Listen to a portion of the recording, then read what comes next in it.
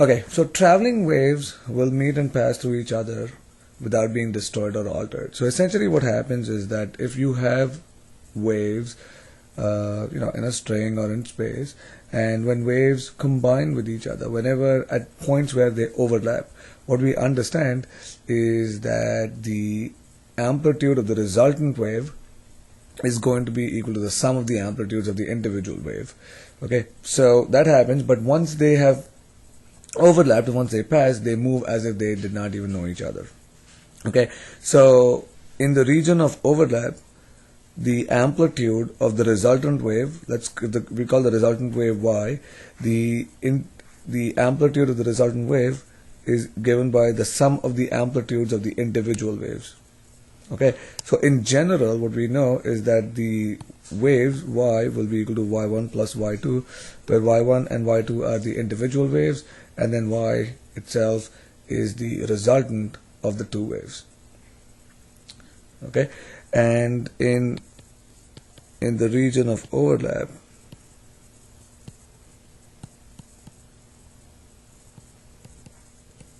the resultant amplitude is equal to the sum of the amplitudes. Now this is called the principle of superposition of waves. Okay, it's very useful. We'll come back to it when we study interference in a little more detail with regards to sound waves, and then later on also in the optical case with electromagnetic waves.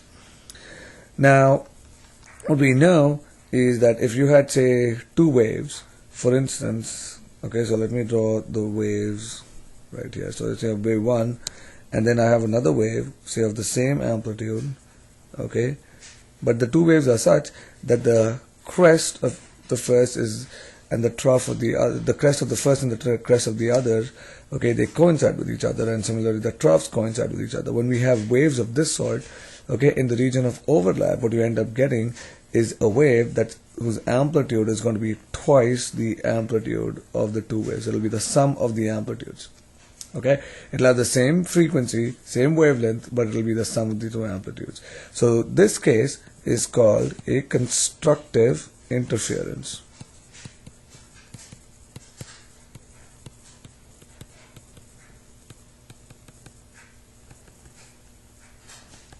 On the other hand, if you had two waves that met each other, such that, let's say for instance, where the crest of one meets the trough of the other one, okay, so when that happens, what you end up getting is a destructive interference. Now if the two amplitudes are equal, then your resultant will be nothing. And what we say is that we have something called destructive interference. Okay. Now, on the other hand, if the amplitudes were, say, different, then once again, if you will have the difference in the amplitudes in the destructive interference case, then you have the sum of the amplitudes in the constructive interference case. So please make sure that you understand that. Now, if you have a string where you have two disturbances traveling through the string, and say one disturbance has, is like so, the other one is somewhere here.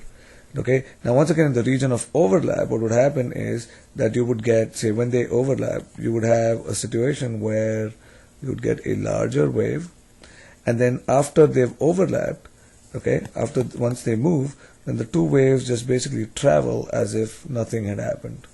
Okay, so this one will go, so this, let's say this is moving to the right, this is moving to the left, this is where in the middle one, this is where they overlap, and the next one, they basically just travel away such that nothing had happened. And this is something that is important. Now another phenomenon that we need to understand is the reflection of waves. Okay, and let us say that I have a string that is attached to a wall. Okay, it is fixed to the wall. Now if in this string we have a wave, we disturb the string such that there is a wave. Okay, so let's say this is the wave that moves through the string. Now at the point that is in contact with the wall, what happens is that the tension of the string is pulling down onto the wall, and the reaction force on the wall pulls that part up, as a result of which the wave that reflects is also inverted. So let me draw that in red, and what you have is you have a wave that is inverted, okay, in addition to being reflected at the wall. So this is something very important. So this happens whenever the wave goes from a low density medium to a high density medium. In this case, it goes from where it is, if it's fixed, in case of a string, if the string is fixed at one point, then at the point where it's fixed, the wave will be reflected as well as inverted. On the other hand, if, let's say, if you have some kind of a rod here, and you have a ring that is free to move on the rod, and now if you have a string, and if you produce a wave in this string, then what you know is that as the string, let's say the part of the string that's attached, as this thing is pulling onto the ring, the ring will move down, and the wave as a result, okay, will simply be reflected back without being inverted. So there is no inversion when the free end, when the end attached to the whatever is free to move, because as this thing goes down, the string will go down, and it'll just produce basically the wave right back into the it'll reflect the wave right back the way it is without there being any kind of inversion. Okay, so understand these two things, and when we study in the next in the next few videos, at some point we'll be studying something called stationary waves, where this kind of reflection is going to combine with the wave, and they will interfere to give you patterns, okay, called harmonics.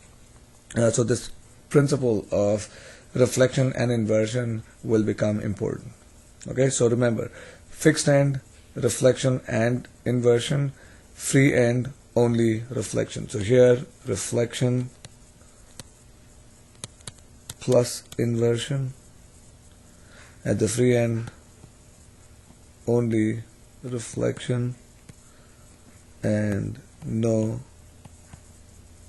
inversion. All right.